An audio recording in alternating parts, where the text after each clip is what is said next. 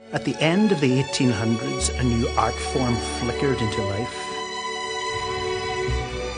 It looked like our dreams.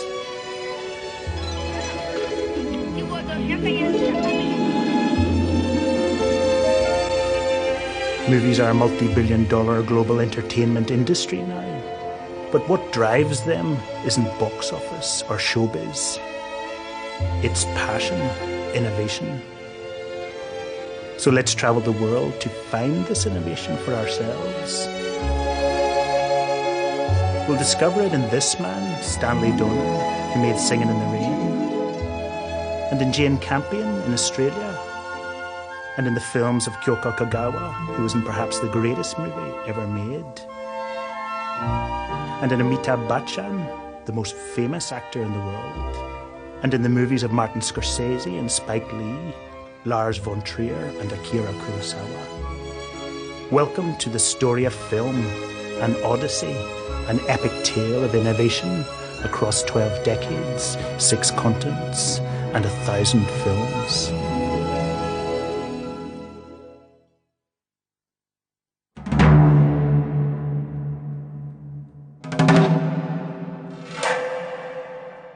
In this chapter, we meet the dazzling filmmaker Sergei Eisenstein and discover the glories of Japanese film in the 1930s.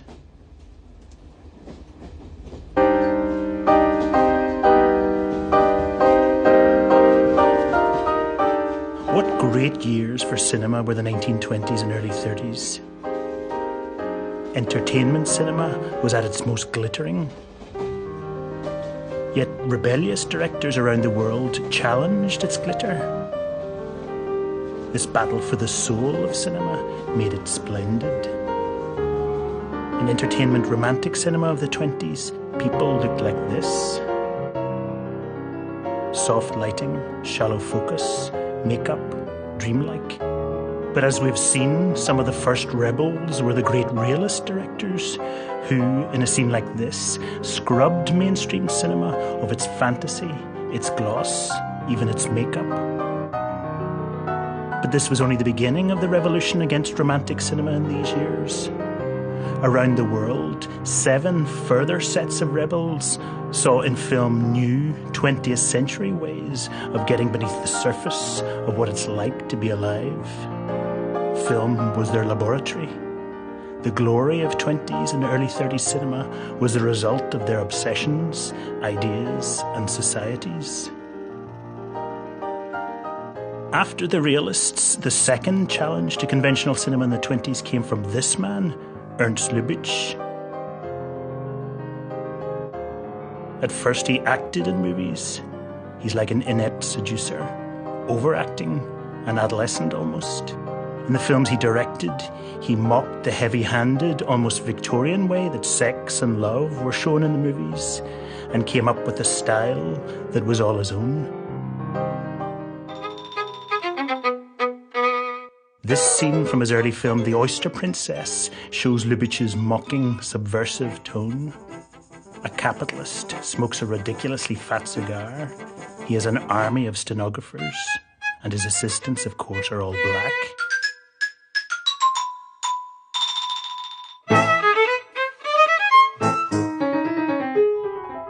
And few directors anywhere in the world were as visually daring as Lubitsch. In this film, The Mountain Cat, a girl falls in love with a lieutenant, so he gives her his heart.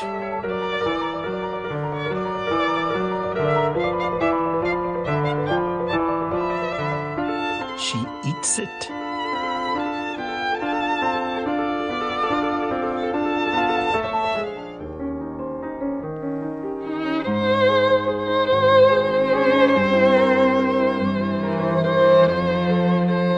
Snowmen come to life and play music.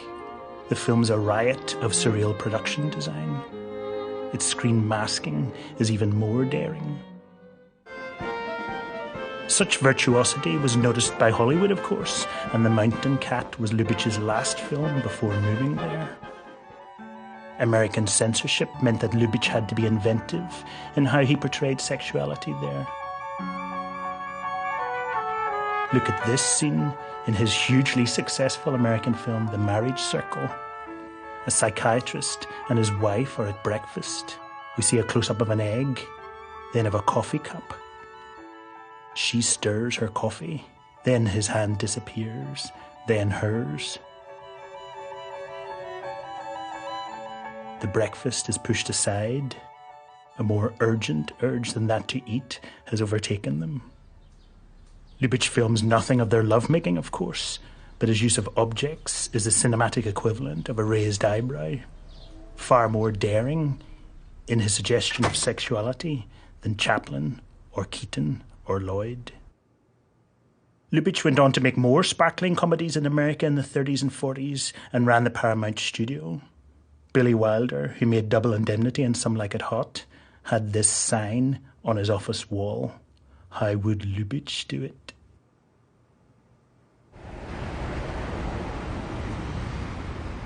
Where Lubitsch was innovative with film comedy, the third assault on the conventions of 20th cinema came from this city, Paris. The pioneering Lumière brothers had been influenced by Impressionist painters, and now filmmakers like Germain Dulac, Abel Gance, and Marcel L'Herbier used cinema in an Impressionist way too. Like this, our restless eyes darting around, scanning, not cutting. This showed how people actually see things and how mental images repeat and flicker. This film, La Rue, is a grand work of Impressionism. It strangely begins with images of its writer, producer, director, Abel Gance, then tells the story of a complex love triangle. One of the men in the triangle falls off a cliff. The woman he loves runs to save him. We feel fear for him. But then his own fear makes images of his beloved flash in his inner eye.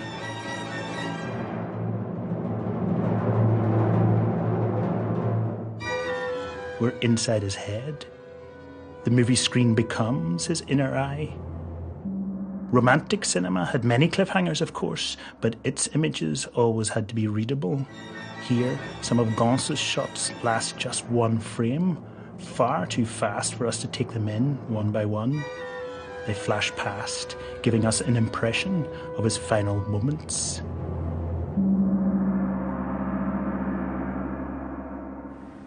The poet and filmmaker Jean Cocteau later said, "There's cinema before and after La Rue, just as there's painting before and after Picasso."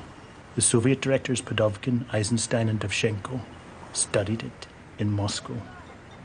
But Gance hadn't yet peaked. In the following 4 years, he wrote, directed and edited a 4-hour Impressionist film about the early life of Napoleon Bonaparte, the French revolutionary, national leader and militarist, portraying its main character as a tragic hero and making mainstream romantic cinema look static in comparison.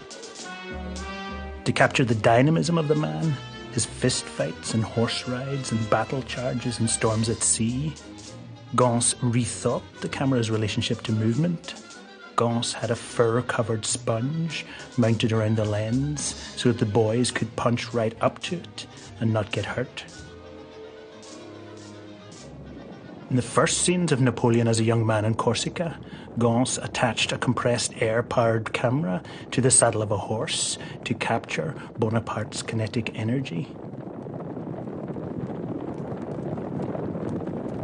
How would Gance top such dynamism at the climax of the movie when Napoleon enters Italy? A land grab which the film fails to condemn? How would he outdo the epic imagery and grand sets of Pastrone's Cabiria and D.W. Griffith's Intolerance, which had come before? Here's the answer. He filmed with 3 cameras mounted on top of each other, each pointing in a slightly different direction. Audiences had to turn their heads to see the whole spectacle.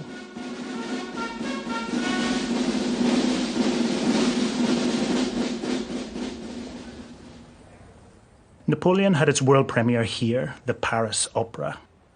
The Los Angeles Times called it the measure for all other films ever. But despite such a claim, it was shown infrequently. In 1979, after a mammoth restoration of the negative by British historian Kevin Brownlow. Napoleon was triumphantly screened here at the Telluride Film Festival in Colorado. Gance, then aged 89, travelled to the screening and watched the film from his hotel room across the street from the outdoor cinema. The last time he saw his masterpiece of impressionist filmmaking.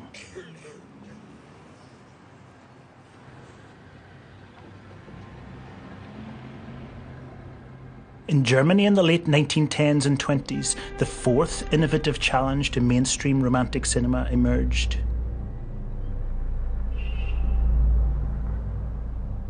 Directors wanted to show deeper aspects of the human mind than the French Impressionism of Abel Gance. Influenced by the so-called expressionist painters and theatre designers, whose work was jagged like a broken mirror, they began making expressionist films.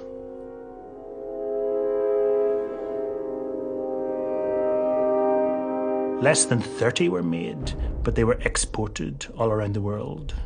Germany had just been defeated in an appalling war, but because it closed its borders to foreign films in 1916, its homegrown film industry was stimulated.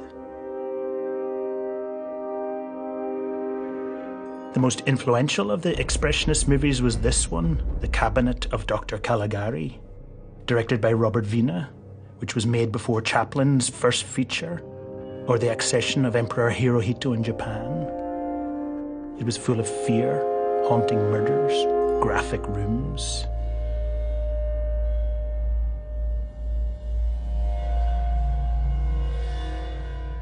Where studio filmmakers filmed indoors, excluding daylight, and Scandinavians did the opposite, director Wiene and his chief designer, Herman Warm, found an apparently revolutionary third way. They flooded their set with flat light and then painted shadows directly onto the walls and floor.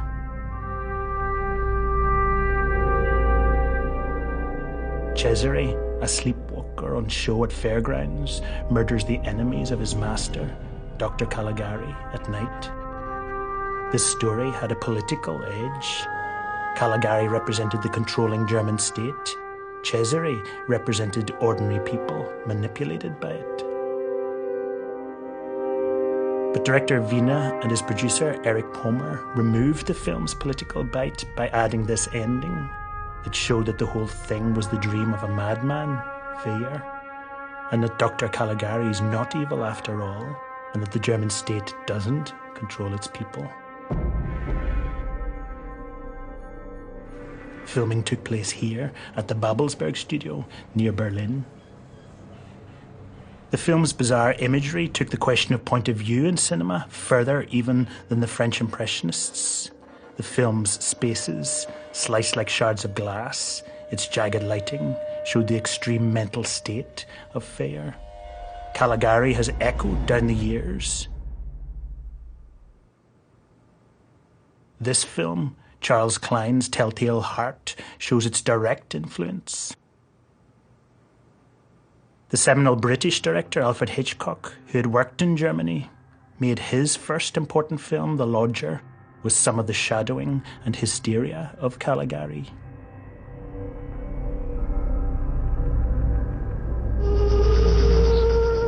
But the most astonishing outgrowth of the cabinet of Dr. Caligari came in Japan in the early 20s.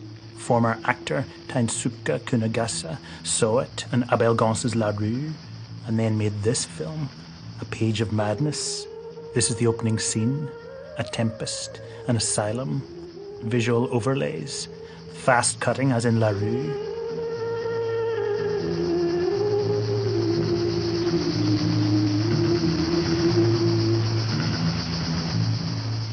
A woman dancing in an Art Deco setting. The woman's in the asylum. In complex flashbacks, we found out that she's tried to drown her child. Her husband takes a job in the asylum to try to help her, but then his mental state deteriorates too. A Page of Madness goes further than Caligari because it's not just the central character who's psychotic. The film itself, its editing and imagery, seems psychotic too.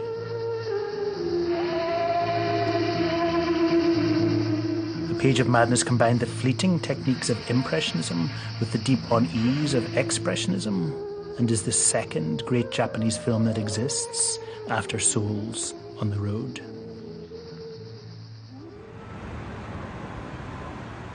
Back in Germany, Fritz Lang, the Viennese son of an architect, started making films about the deep structure of society rather than the surface claims it makes for itself.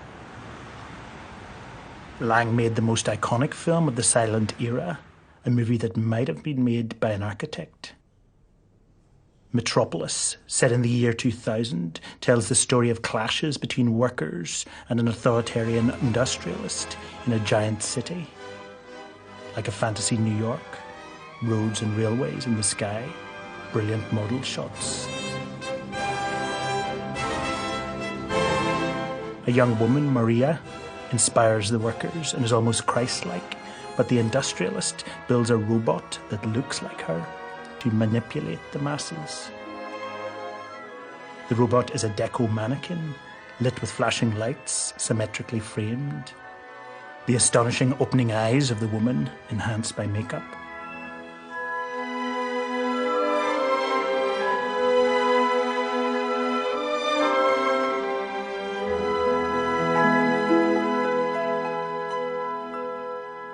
But in the end, Maria and the industrialist's son save the city, and workers and owners are united in a scene that seems to take place on the steps of a cathedral.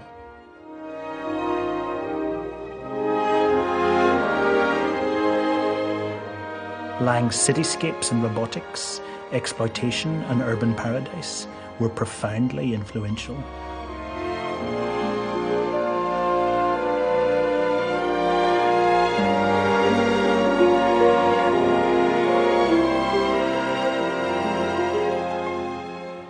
The Hollywood director King Vidor loved Metropolis, and as a result, there are expressionist echoes of it in his city film, The Crowd.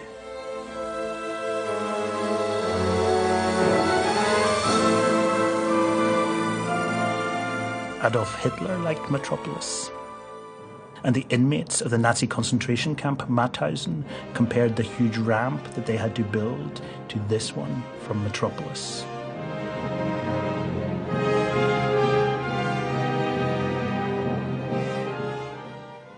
Metropolis was shot here over a year and a half, using 2 million feet of film and 36,000 extras.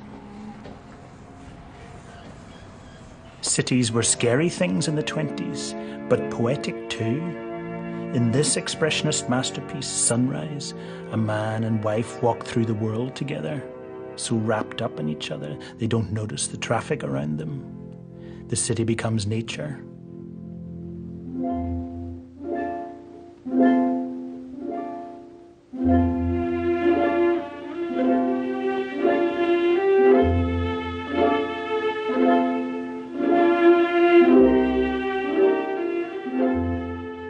City again. But then joy becomes tragedy. On the way back from the city, the wife seems to drown in a lake. Grief-stricken, the man blames the city and a woman from it. A woman who tried to seduce him. She showed him visions of bright light, of dancing. She's a symbol of greed and speed.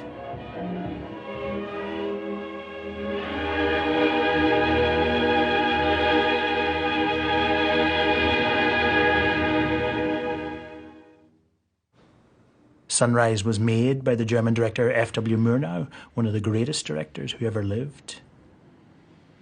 This is him, the tall man on the extreme right, dancing in Sunrise,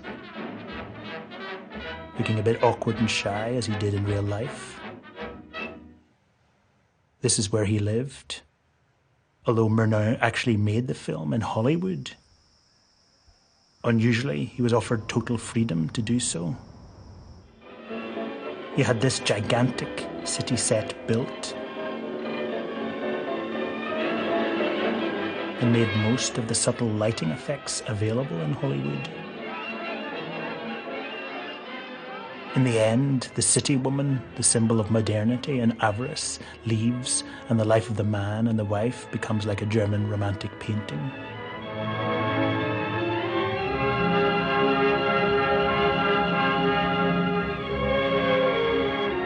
Sunrise was voted the best film of all time by French critics. The French poetic realists of the 1930s considered Murnau their master. He seemed to see into the human heart more than other directors and make haunting visuals.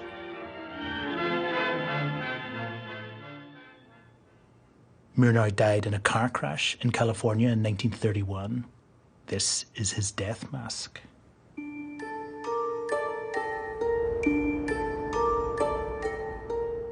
In both Germany and France in the 20s, movies had become intellectually fashionable. They were all the rage in art schools. And so it's no surprise that experimental artists and filmmakers pushed movies even further away from the Hollywood norms than German Expressionism. They were the fifth set of rebels to challenge conventional cinema in the 20s and 30s. Walter Ruttmann's Opus No. 1 looked like biology. He painted on glass, filmed the result, wiped the wet paint, added more and filmed again. One of the first abstract animations.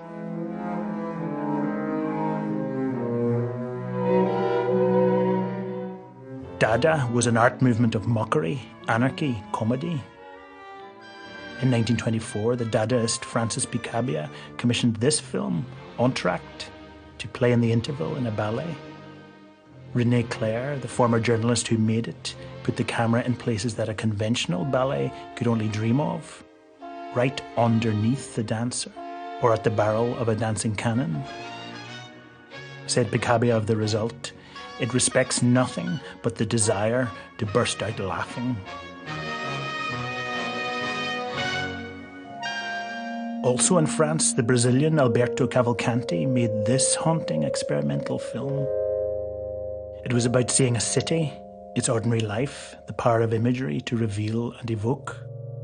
Nearly 20 years later, the surrealist Salvador Dali used its imagery of multiple eyes in a dream sequence he designed for Alfred Hitchcock's film, Spellbound. It seemed to be a gambling house. But there weren't any walls, just a lot of curtains with eyes painted on them. Back in 1926, Dali had spent 3 years talking about dreams and desires with Luis Buñuel, a Spanish son of landowners. Inspired by this conversation, they wrote a screenplay for this film, Un Chien Andalou, directed by Buñuel. It starts with an image of Buñuel smoking. He has a cutthroat razor. He sees a cloud going across the moon, and either he or the film imagines it as something else. The razor cutting a woman's eye.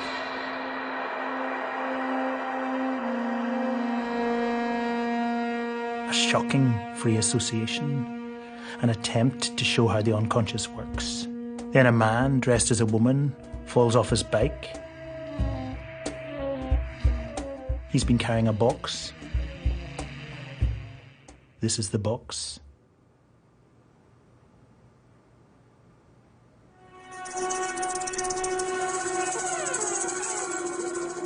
The man appears to the woman whose eye's been sliced. Ants are coming out of his hand, dissolve to a woman's armpit, and then a sea urchin. These last 3 shots are again free associations, holes, hair, maybe excitement and fear about sex.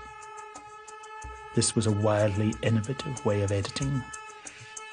Un Chien Andalou was a direct influence in several later films, including David Lynch's Blue Velvet, especially this strange erotic discovery of an ant-covered ear.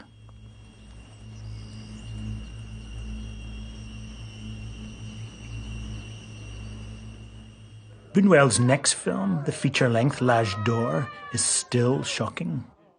A man and a woman are trying to make love in the mud.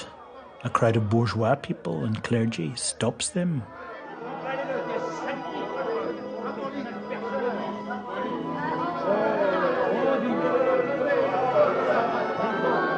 Then the man seems to have an image of the woman on a toilet.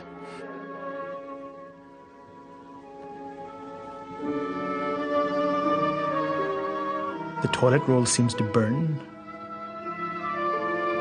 dissolve to lava.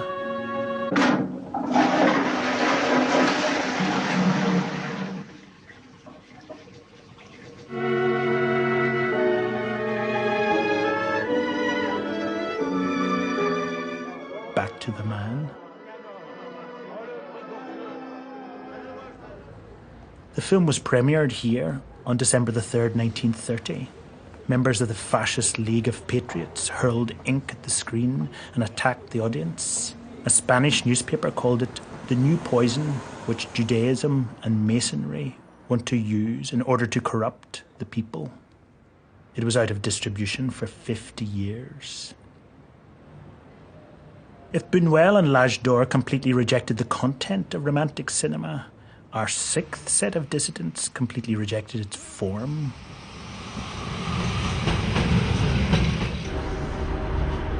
Следующая станция – улица Сергея Эйзенштейна.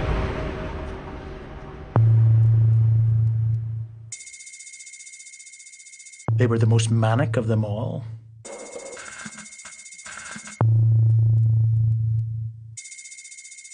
In two revolutions, Russia dashed to what it thought was modernity, tried to make society more equal, and violently removed its old ruling class. It set life in a spin. One of the children of the revolution, an early whiz kid, Dziga Vertov, whose name means spinning top, made this newsreel.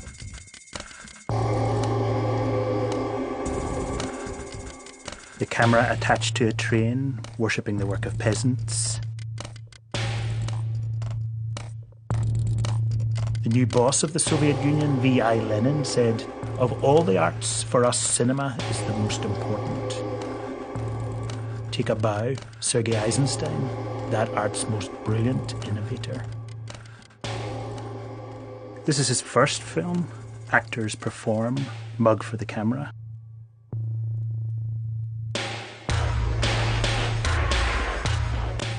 Eisenstein was one of the most complex people in the story of film. He was a Marxist on the outside, and an engineer too, and perhaps a Christian inside that, and Jewish, and bisexual. He made this film about a mutiny on a battleship. The mutineer supporters on land come to pay their respects. Then the military opens fire. Eisenstein asked himself how he should show the horror of the murder. It said that he was eating a cherry and threw away the stone. Its bouncing down steps gave him an idea.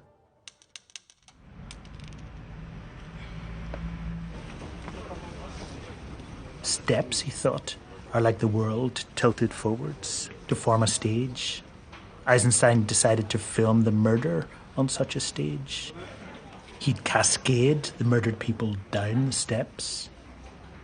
He'd studied landmine technology and so said that he needed a moment to detonate the murder. This is what he came up with. A huge caption, 3 fast shots of a woman's head ricocheting, an umbrella,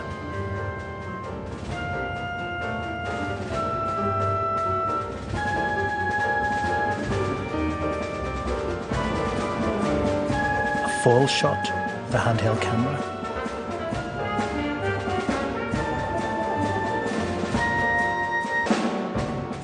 the camera on a dolly beside the steps, shots lasting on an average just 3 seconds. In American cinema of the 20s, shots averaged 5 seconds. In Germany, 9 seconds. Eisenstein cast this boy, asked him to fall. In real life, the boy was a goalkeeper, so was good at falling. His mother realizes her delayed reaction of the horror. Her face is a myth, a mask, primal.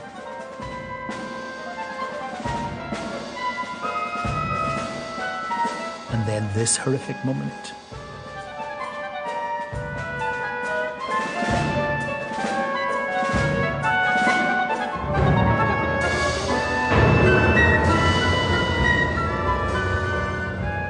And then this strange shot.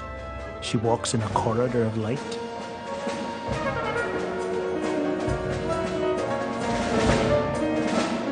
The camera's mostly been on the left, near the bottom of the steps, but then it's here. Top right, a mother out of D.W. Griffith. Eisenstein adored Griffith. Her pram teeters, her dying body pushes it. It becomes like the cherry stone, falls through the killing field.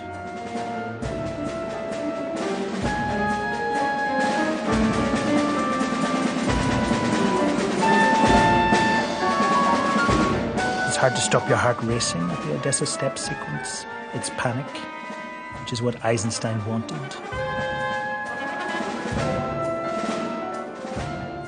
He called what we've just seen the montage of attractions.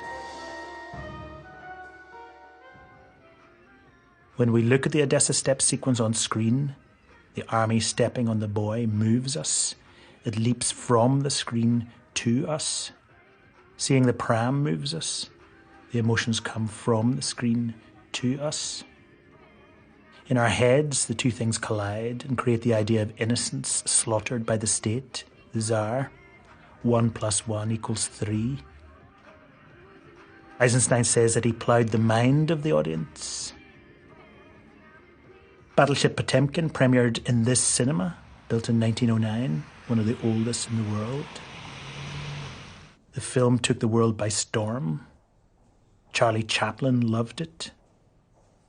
This is Eisenstein's stuff. Walt Disney admired Eisenstein. 62 years later, Brian De Palma paid homage to the Odessa Steps sequence in his violent American film, The Untouchables. The same pram, a distraught mother. We don't hear her screams, as if the film's silent.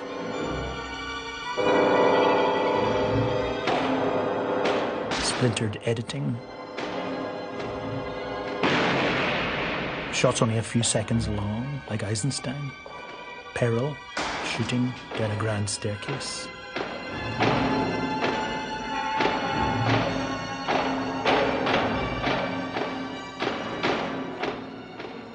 Some say that Eisenstein's movies justify violence, but the keeper of his flame, historian Naum Kleiman, surrounded by Eisenstein's books, disagrees. What Eisenstein did also in Potemkin is not a kind of school for revolutionaries. It was a very vulgar interpretation in the 30s that Eisenstein teaches how to make revolution. Just opposite for him, brother was the brotherhood as a law for the existence. And this film is a result of this idea of happiness on the earth and also peaceful life, end of the violence. This is actually, the film is against violence in any form. And if propaganda, then for brotherhood, but not for hate. The humanism of Eisenstein. A humanism that's hard to miss, really. Eisenstein spotted humanism in another great Soviet director of the 20s. One night he went to the premiere of a film by this Ukrainian, Alexander Dovzhenko. As the film finished, Eisenstein said, "Mama, what goes on here?" Here's what goes on in Dovzhenko's film Arsenal. It's set at a complex time in Ukrainian political history. There's a war. Women stand motionless in the sunshine in dead villages.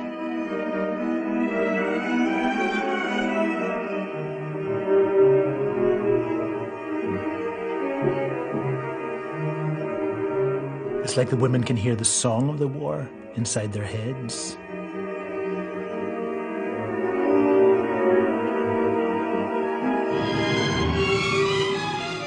A German goes mad with laughing gas. An astonishing image of a soldier dead, half buried, but smiling.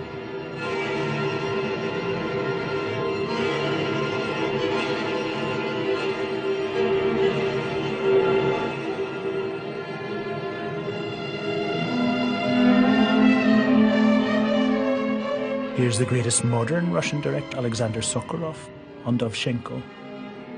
Потому что он первым открыл чувство нам в изображении, первым показал практически, как можно выразить на экране атмосферу, быть безгранично искренним.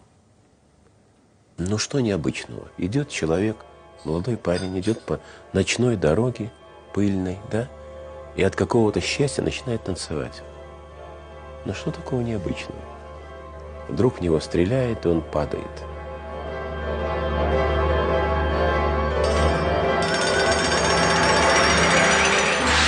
сердце обрывается просто при этом. И начинаешь думать, ну почему? Что в этом такого, что до него этого никто не сделал? Ну почему? Это же так просто. Here's the original screenplay of Dovzhenko's film, Arsenal. It's still housed in Vgik, the film school where Eisenstein taught, in this very room. Lenin died, of course, and Stalin came along, and the spinning, winning brilliance of Soviet editing died too. Eisenstein went on to create more masterpieces. Then he died in 1948.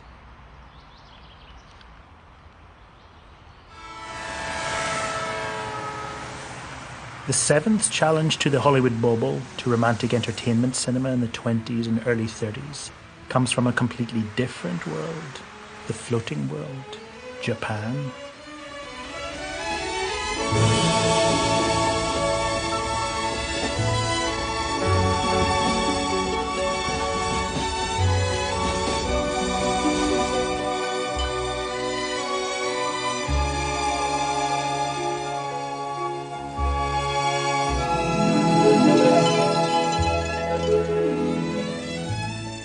Japan fought most of the world in the 1930s and 40s, and, in its arrogance, killed millions. As if to compensate, as if in horror, its movie makers made the most humanistic films of their times. The most challenging of the films were made by the gentle rebel who's buried in this grave outside Tokyo. People cross the globe, as we did, to get here. As you can see, they leave whiskey and wine because the person who lies here was a drunk. There's no name on the grave, no date of birth or death, just the Japanese character, Mu, nothingness, the void. The man who's buried here, Yasujiro Ozu, was a kind of philosopher, but, more importantly, perhaps the greatest director who ever lived. No interview footage of Ozu exists. He didn't marry, never worked in a factory, and didn't go to university. Yet for 30 years he made films about the calm lives of married people, factory workers, and students. He's thought of as a very serious director, yet the first movie in which his mature style emerged, this one, I Was Born But, is an exquisite zingy comedy about two boys, brothers. Naturalistic performances filmed on a low tripod at the boys' height. They move to a new suburb. An existing gang of boys squares up to them.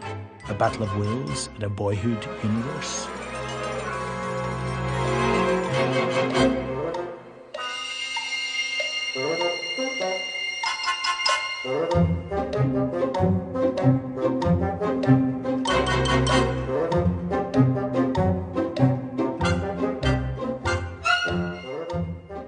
The brothers think that their dad's a great man.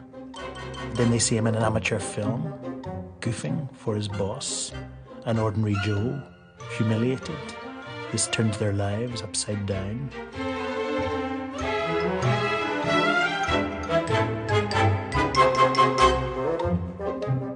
They go on hunger strike. Legendary critic and filmmaker Donald Ritchie. I Was Born But is a 1932 film, and it's a silent film, and they're very extremely rare.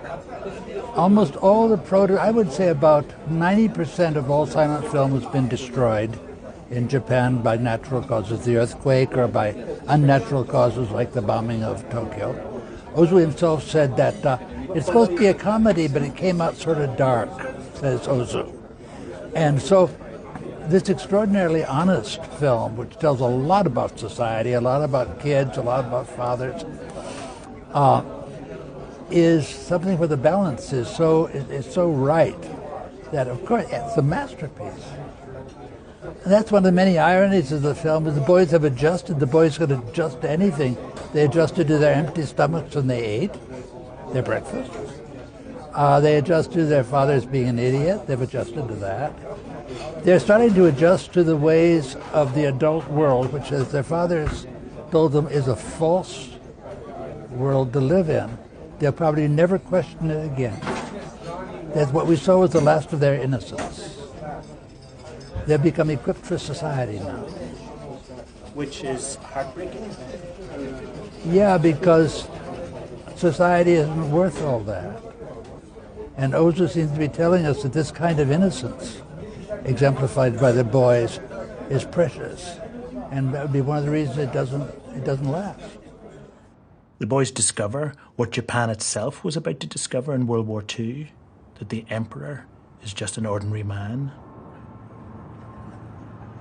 Ozu was the great dethroner.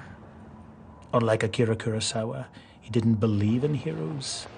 Very un-Hollywood. The boys see that people are merely decent. Resignation and disappointment are a part of growing up. Ozu's brilliant at what it feels like to grow up, what the Japanese call mano no aware, the sadness of time passing. Here's Kyoko Kagawa, Japan's legendary actress, who worked for Kurosawa, Mitsuguchi, Naruza, and Ozu, who famously framed her in mid-shot, almost looking at the camera. Kagawa played the youngest daughter in Ozu's most acclaimed film, Tokyo Story. Late in the film, the mother takes ill, and the daughter fans her to cool her body. 例えば私の場合はお母さんが病気で倒れてうちわでこう仰いであげてるカットがある。そして手を下ろしてこう時計を見て駅にお兄さんたち迎えに来ますっていうカットがあったんですけれども、うちわを3回だったかな5回だったか動かしたら手を下ろして時計を見てっておっしゃったんですね。だからその通りにやったんですけれども、その時になんかこう監督さんのこうリズムみたいなものが終わりなのかなって思ったんですけれど、だいたいカメラの位置が低くてこう床を見せないでこう低いとこう天井も入るし、なんか立体感が出るっていうか、なんかそういうお考えもあったように思いますね。Kagawa's story gets to the crux of Ozu. He used film like no other director before or since.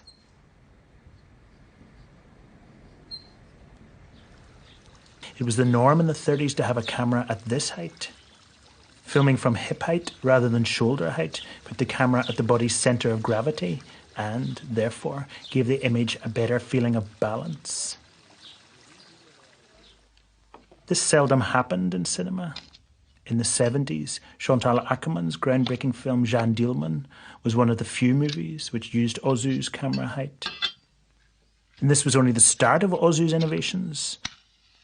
As we've seen, actors' eye lines in mainstream cinema were usually like this, but in Ozu movies they were often here.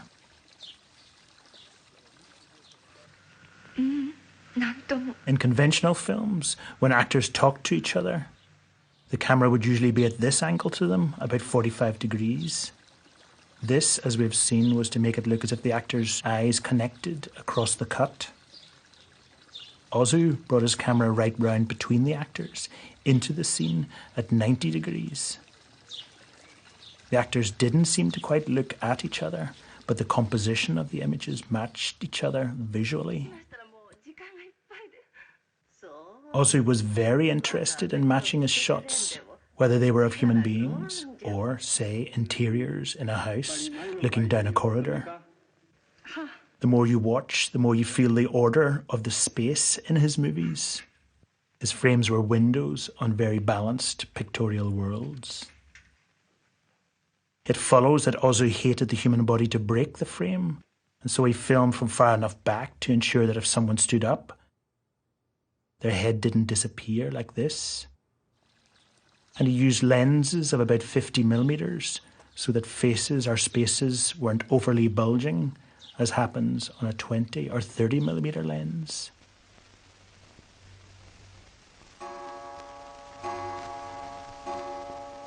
And he added pauses in his films. This Boiling Kettle doesn't just give the story a breather, it gives the space a breather too. It adds a moment of compositional emptiness, mu, the void, just as it says on his grave. Ozu, like the Renaissance artists, was interested in centering the human body and, like the Buddhists, in decentering the human ego. And as a result, his movies are far away from the straining emotional romanticism of Hollywood. They're the most balanced in movie history. It's hard to imagine any American director getting away with breaking the rules of filmmaking so completely. So how does Ozu get away with it? Part of the answer lies in the fact that the Japanese studio system was, in the 1920s and 30s, director rather than producer-led.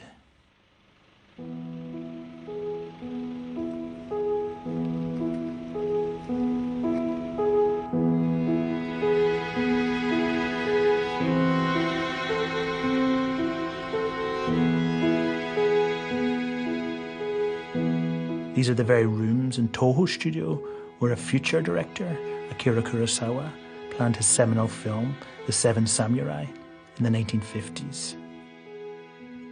This man built some of his sets.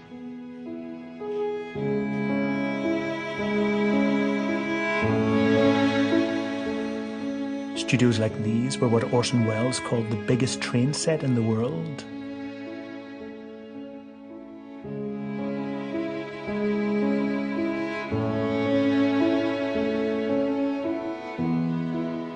Ozu, not a producer, would have called the shots in such spaces too.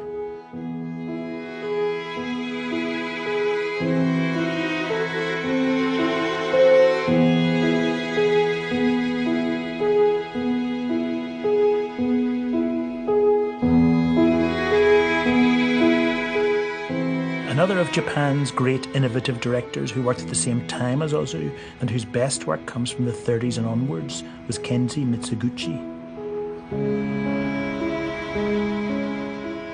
Mitsuguchi's attitude was bang up-to-date modern. He attacked the arrogance of Japan, especially the noble pretensions of the samurai, and focused instead on Japanese women whose lives were made a misery. This film, for example, is about Ayoko, a telephone operator who for money reasons is forced into prostitution and is employed as a geisha. The topic was very personal for Mitsuguchi. He grew up in real poverty and his sister was sold to a geisha house. What's striking here is the boldness of the staging of the scene. Ayoko is in the extreme foreground, yet there's action in the far background. Such staging was very rare at the time and comes 5 years before Orson Welles' similar staging in Citizen Kane. The boy Kane, in the far background but still in focus, is having an idyllic childhood experience in the snow that he'll remember on his deathbed. The latter's visual boldness is rightly praised, but Mitsuguchi got there first. Kyoko Kagawa worked with Mitsuguchi much later in the 1950s. で、溝口監督は一切演技指導をなさらない方なんです。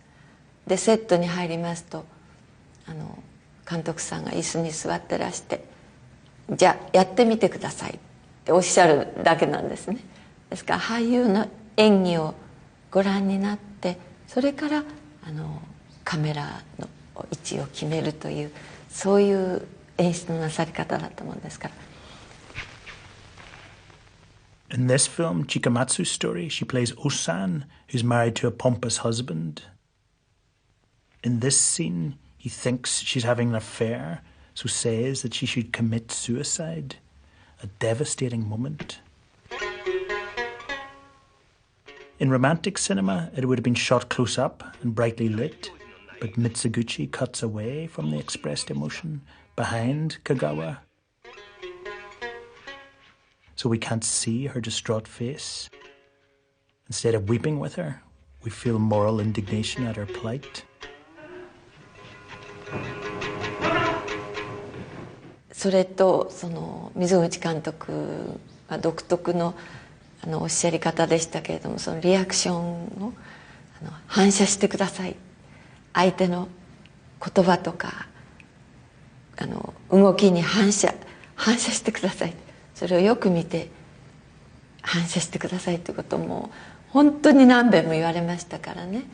だから芝居というのは自分の番が来たからセリフを言うとか言うんじゃなくて、相手の動きとかセリフに反応して初めて自分の動きと言葉が出てくるんだっていうことをとても教えられましたから、黒沢組の場合もやっぱりそういうシーンが多かったのでね、いつも反射と思ってやってました。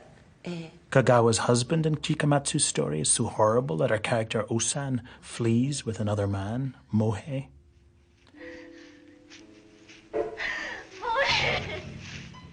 Mitsuguchi was known as a woman's director, and Kagawa feels that she learned much from him, especially in this scene.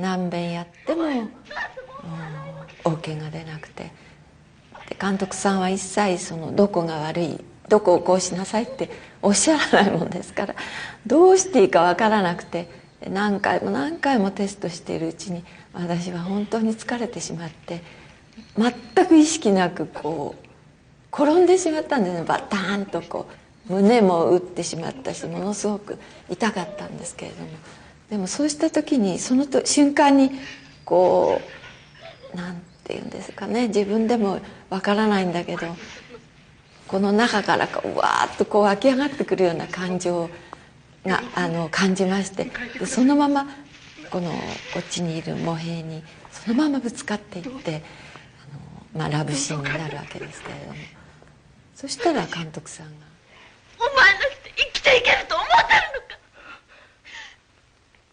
お前はもうここにやない。私の夫よ、旦那様よ。悪ございました。悪ございました。監督さんが本番行きましょうっておっしゃったんですね。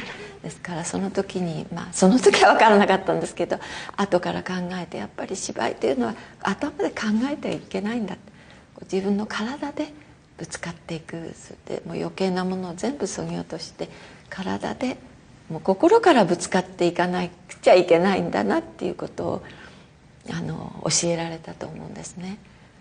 ですからそれが芝居の根本でなきゃいけないんだなっていうことを教えられた気がするんです。ですからあそこカットは今でも忘れない。また自分が繰り返し見るたびにその時のこう自分の中の気持ちっていうのがね、また蘇ってくるんですね。Back in the 30s, Mitsuguchi ended the story of telephonist Ayako with her on a bridge contemplating suicide because she's been labelled a delinquent woman. It's a key moment in the story of film. どないしたらええか分からへんねん。病気と違うか？病気やわな。不良少女中立派な病気やわ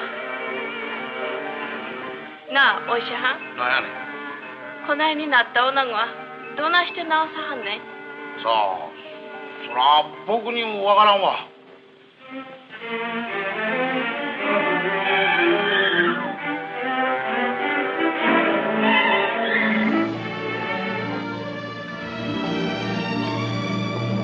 Nearly a decade later, in an American film called Mildred Pierce, Joan Crawford finds herself on a similar bridge, contemplating a similar fate. Because this was Hollywood romantic cinema, of course, the attempted suicide is depicted beautifully, her face sculpted in light, shallow focus, emphasizing her eyes.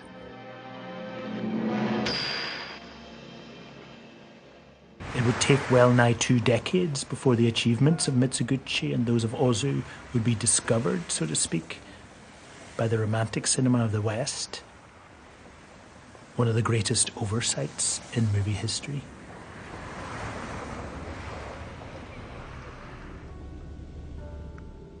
The eighth and final alternative to Western mainstream cinema in the late 20s and 30s comes from here, China. In 1931, Japan brutally invaded China. Life was already difficult for most Chinese, but the ensuing war would see 13 million die. And at this very moment, Chinese cinema enters the story of film. There'd been Chinese movies since the 1910s. This is typical. Period costumes, an iris used, as in Hollywood, to point out the suitor coming over the roof.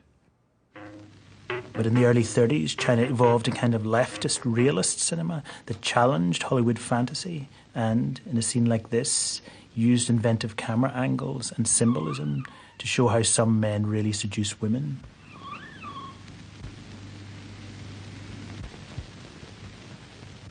This city, Shanghai, the Paris of the East, one of the most cosmopolitan cities in the world at the time, created that challenge. Film studios sprang up, great directors came to the fore, and movie stars were made. The greatest of them all was this woman, Ran Lingyu, often called the Chinese Greta Garbo. Here, she's a single mother at her son's school performance. Money's so tight that Rian has been forced to sell her body to pay for her son's education.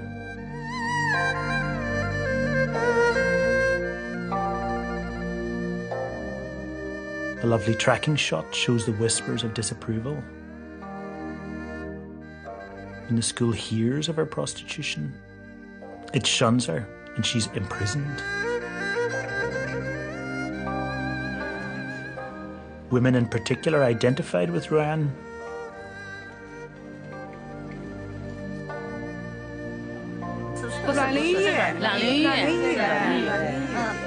我们因为我们这个时间就是很小的时间，就看他们的片子比较多吧。因为直接跟他们交面的还是比较少的，没有跟他真实的人我们没有看见。我们毕竟这个时间还是很小的了，很小。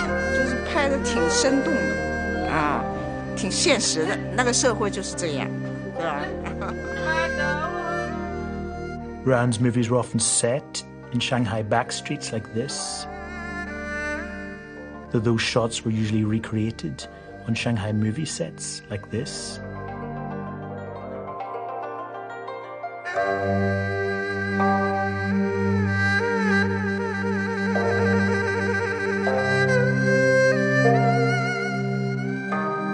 People say that realistic acting began with Marlon Brando in America, but look at Ruan here.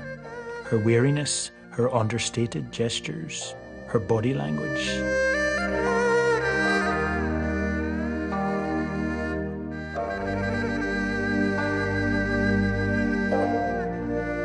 This is decades before Brando. When Maggie Cheung played Ruan in the film Center Stage, director Stanley Kwan had her repeat this famous scene.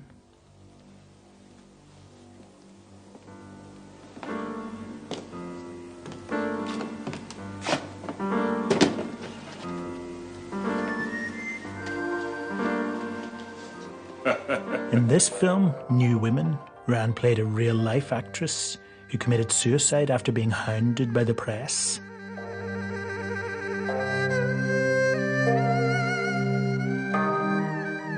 And here's the kick to this story. The prurient Shanghai tabloids trashed Ruan's name because she was modern and realistic in a city of sparkle and cheap sex. In response, Ruan took an overdose, like the character she played, and died in 1935, aged just 25. Her funeral procession was 3 miles long. 3 women committed suicide at it. The New York Times front page called it the most spectacular funeral of the century. Today, Ruan appears in almost no film encyclopedias.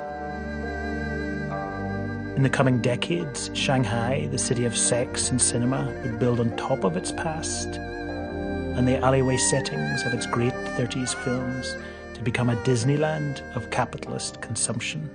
It became something like a movie set And by the 40s, a small promontory on the southeastern coast of the mainland had become the new centre of Chinese filmmaking in the south. That promontory was called Hong Kong. And so we get to the end of an era in film. Looking back on the years between the late 1910s and the early 30s, it's clear that they were dazzling, maybe the greatest period in the whole of the story of film. It was a time of fantasy cinema and its brilliant alternatives. Movies were on a high. This sublime tension should have lasted forever. But there's something obvious that we haven't yet mentioned. We didn't hear Doug's shout. We didn't hear Falconetti's voice.